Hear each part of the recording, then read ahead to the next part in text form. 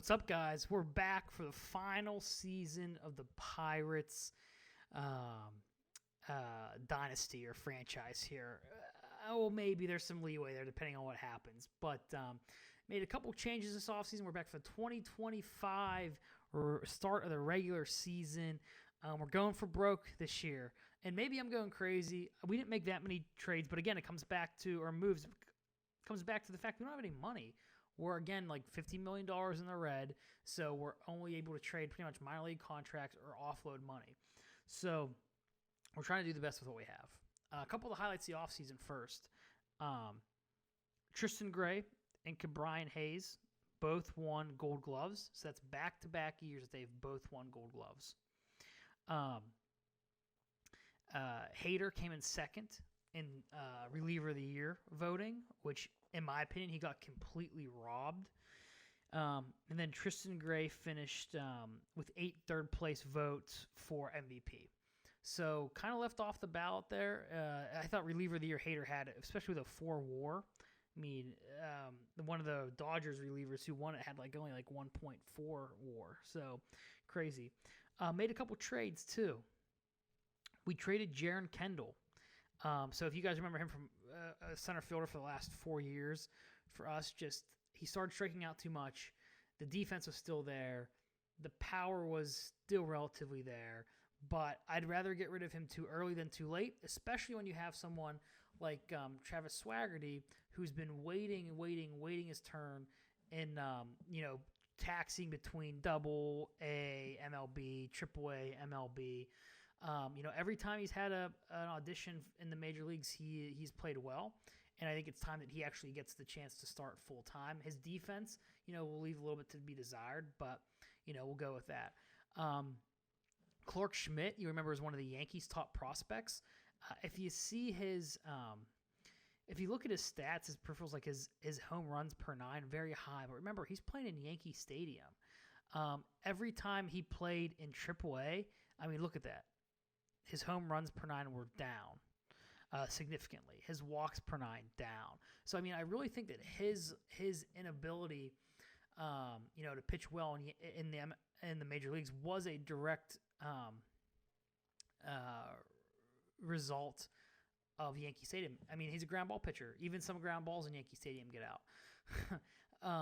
So I think that's a buy low candidate there, and we also got Ezekiel Duran, who's a second base prospect. Low minors, but still, we're able to get something else for Jaron Kendall, a guy who we were going to let walk eventually anyways. So we had some surplus position we filled there. We also traded in terms of depth. You'll see we traded Gilberto Batista. He's just a filler in our farm system, but we traded him for a high ceiling first baseman, Jordan Perchushka. I don't know if you're pronouncing that correct or not. High hit for a first baseman, great defense as well. Kind of fits the mold of what we want. He excelled significantly in single A and in college. He's had success in rookie ball. He's had success pretty much anywhere he spent time. So just again, a high upside first base kind of acquisition. Let's see, what else have we done? That was pretty much it in terms of moves. We are banking. It sounds like a broken record, but when you're a small team or when you're a small market team like the Pirates, you have to bank on improvements. So we'll go line by line, but I think let's check out our player development here. So yeah, 9th best farm system now. And that's really because Juan is still considered a prospect. He's going to lose that status here pretty soon. So yeah, we dropped some spots there, but hey, that's what happens when you're trying to win. So I don't know what happened to our bench coach. His reputation was fair when we got him. So I don't know.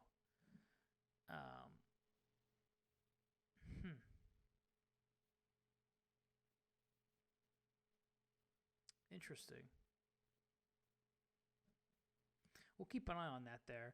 I hired him because of his relationships were good too, and I feel like that was something where a lot of the players had more negative, significantly bad relationships instead of positive ones. So, interesting there. When we look at our league rankings of players, 5th for Amaya, 3rd for Tristan Gray, 4th for Hader, 6th for. So I mean, right now you're looking. I mean, this is like a 500-win team, I'm assuming.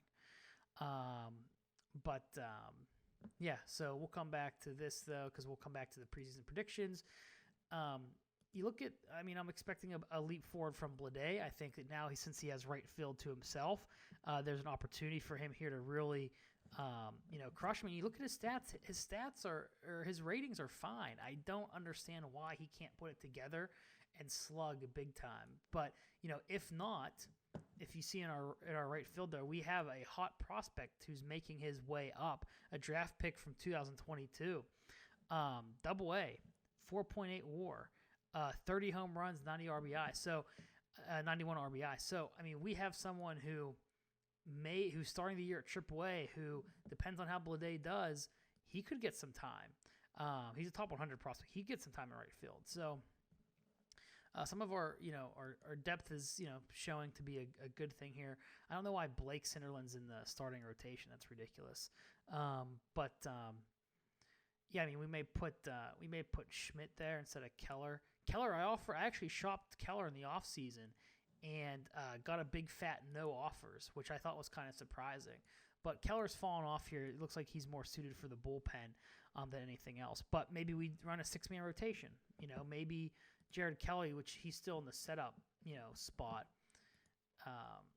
I still think he could be a starter, and I think we're actually going to make him a starter to start the season off. But he just gives up too many home runs, But anyway, still strike slot out. We'll see if that gets any better. We'll rearrange this before our first game here. But, so let's check out the predictions. That's pretty much all that happened. I mean, not a whole lot this offseason. That's about it. So we will we'll go preseason predictions. Let's see where they think the Pirates, the old Buccos, are gonna end up. Okay, a 90-win team. That's where they've pegged us for the last few years. And we fell short last year. I guess we kind of made the playoffs if you want to consider it like that. I know the game doesn't, but we played a one-game playoff to play in a one-game playoff. Yes, I mean, looks like they have big drops here for the Padres and the Dodgers. I think that's really interesting. They expect us to score about as many runs as them. So maybe this is the year. They have McKay as a top pitcher. That's something else that I wanted to touch on too. So we go to look at McKay. Looks like he's bouncing back and looks like he still has some room to, grow a little bit here. But for the most part, when you have a torn rotator cuff or any type of arm injury or shoulder injury like that, you're kind of afraid of how they're going to come back and what their ratings are going to be like. But, he has not really dropped anything. So I'm thinking we can expect another good year from McKay. So I also shopped Brian Hayes. I looked at upgrading at third base. Nothing available really that we could afford. So, I mean, again, just no power from our third base position. Luckily, his glove is so good, but he is going to be someone who's on a very short leash to start the year. Cole Tucker will be on a relatively short, not as much as, I shouldn't even say that. He's not on a medium leash, but Hayes and Blade are on very short leashes to start the season. So, I mean, we'll see how this goes. Our team is still relatively young. We don't have really many 30-year-old veterans, 28, 26, 28, 29, 27, 30, 27. So even though we've had these, it seems like we've had these players for 30 years. They're still relatively young. So I'm going to hop off of this video. I'll be back. We'll play the opening day of the 2025 season, and hopefully we get the championship. So this may be our last year, so I'm excited that you guys are sticking around here. But, I'll talk to you soon in the next video.